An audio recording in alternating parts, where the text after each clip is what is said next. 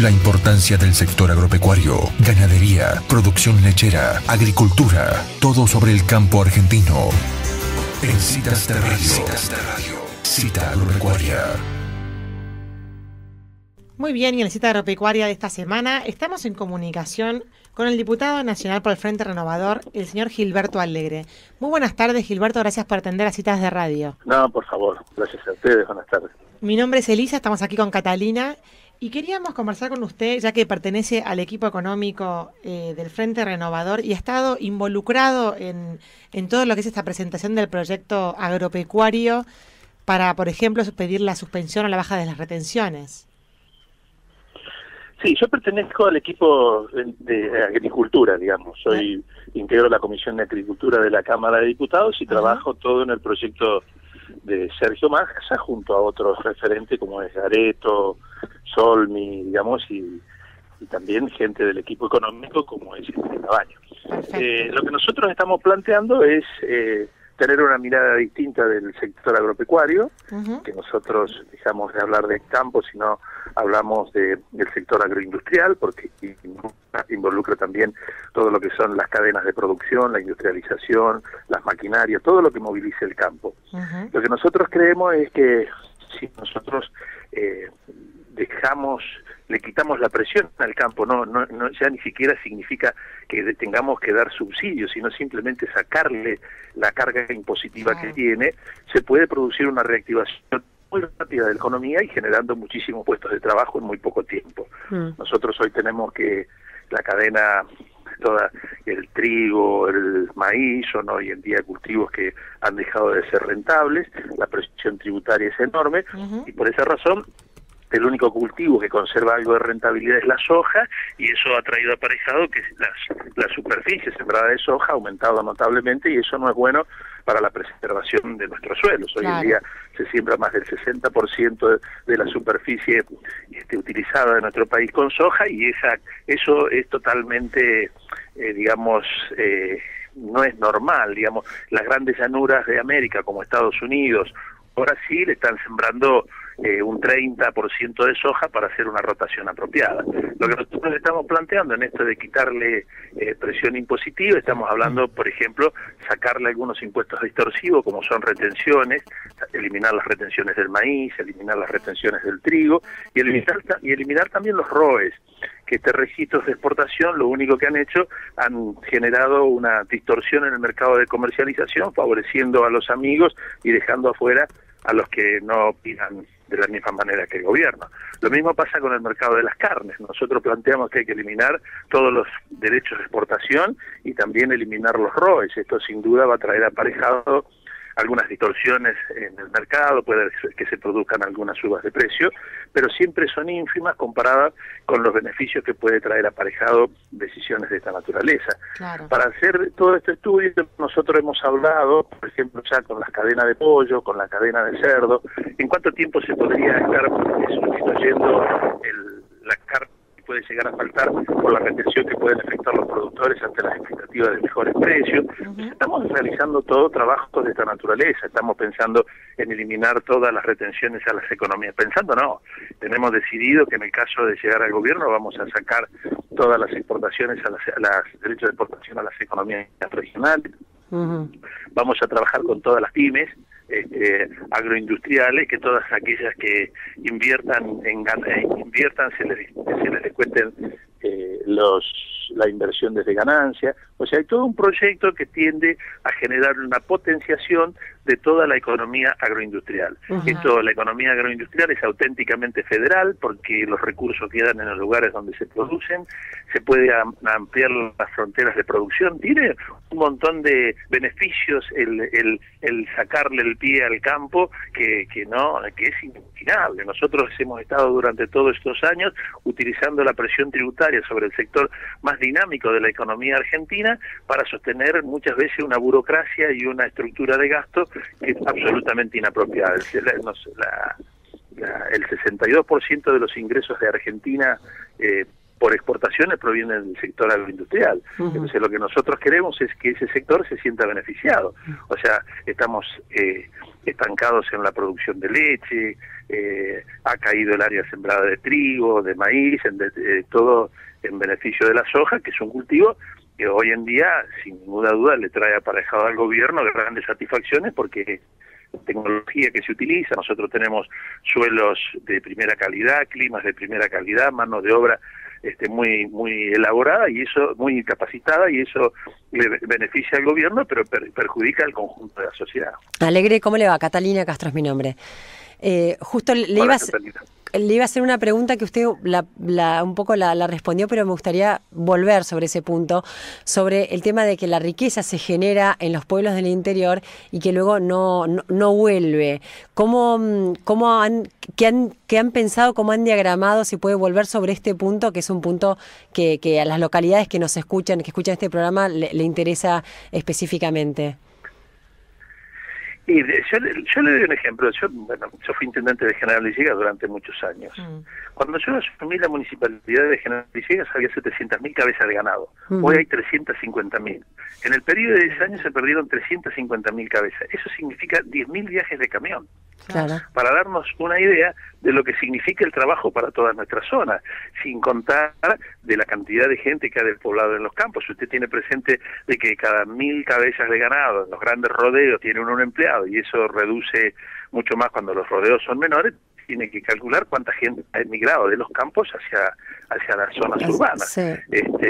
Nosotros tenemos que pensar que el 50% de la producción agropecuaria, la producción pecuaria, la tienen en cabeza de productores que tienen menos de 500 animales. O sea, muchos de esos productores han desaparecido, y con ellos han abandonado el campo, y nosotros tenemos que ver todo lo que eso significa en la cadena de comercialización de las comunidades, todos los mercados, los supermercados, los talleres, las gomerías, todo eso, las veterinarias, todo eso va produciendo un detrimento enorme en las economías de nuestras regiones, ¿no? El producir, y eso genera, sin ninguna duda, mano de obra que se queda en nuestros pueblos, o sea, genera riqueza que se queda en nuestros pueblos, y eso es lo que trae aparejado el crecimiento y el desarrollo y la calidad de vida. Totalmente. Nosotros con el sector agroindustrial, nosotros hemos tenido siempre etapas de crecimiento, o sea, hemos crecido notablemente, como pasó durante la primera etapa de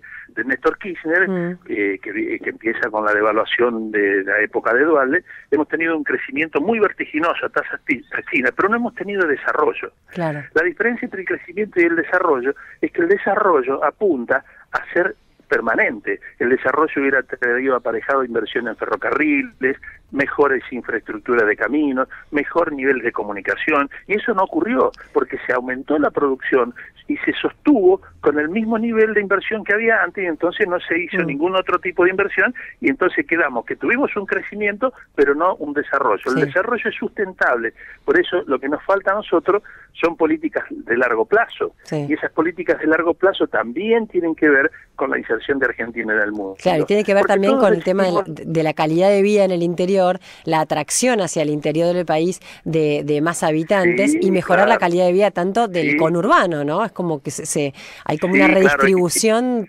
poblacional que enriquece a todos los puntos. Y la gente que abandona el campo después es muy difícil volverla a traer hacia el campo, es muy difícil. Y lo que nos trae aparejado, lo que yo quería decir, esto de las políticas a largo plazo, la inserción de Argentina en el mundo, que nosotros, todas las entidades coinciden en que en el término de 4 años se podían estar aumentando la producción en un 50% de la actualmente, pero lo que nosotros tenemos que pensar, ¿a quién le vamos a vender? Porque nosotros, para volver a insertarnos en el mercado del mundo, sobre todo en el tema alimentario, tenemos que generar confianza. Nosotros decimos, bueno, le vamos a vender trigo a Brasil, pero Brasil, que fuimos nosotros tradicionalmente los proveedores de trigo en Brasil, han sustituido el mercado argentino por un mercado canadiense, y le están comprando también a Europa, y ellos no van a dejar de comprar automáticamente en esos lugares para comprarnos a nosotros, con el riesgo de saber de que el año que viene, o tener el riesgo de pensar de que el año que viene no le vamos a vender trigo. O sea, para eso uno tiene que tener instituciones claras y tiene que ser confiable. Lo mismo pasa con la carne. Nosotros hemos caído estábamos segundo en el nivel de exportación en el mundo, y estamos 12 o 13, nos ha pasado Brasil, nos ha pasado Uruguay, y las sociedades, los países que compran carne para alimentar a la gente. Y no pueden estar pendientes de si nosotros, los argentinos, que decimos que tenemos la mejor carne del mundo, el año que viene le vamos a dar o no le vamos a vender o no le vamos a vender carne. Tenemos que ofrecer previsibilidad a nuestros clientes, sí. Gilberto, y escuchándolo hablar a usted, me hace acordar mucho a la propuesta que también tiene el PRO, o sea, levantar los impuestos, como dice, sacarle la presión fiscal, bajarlos, levantarle todas las restricciones a los derechos de exportación. Digo, ¿ustedes han trabajado con gente también de otros partidos políticos para consensuar estas políticas de Estado de largo plazo, como estamos hablando recién?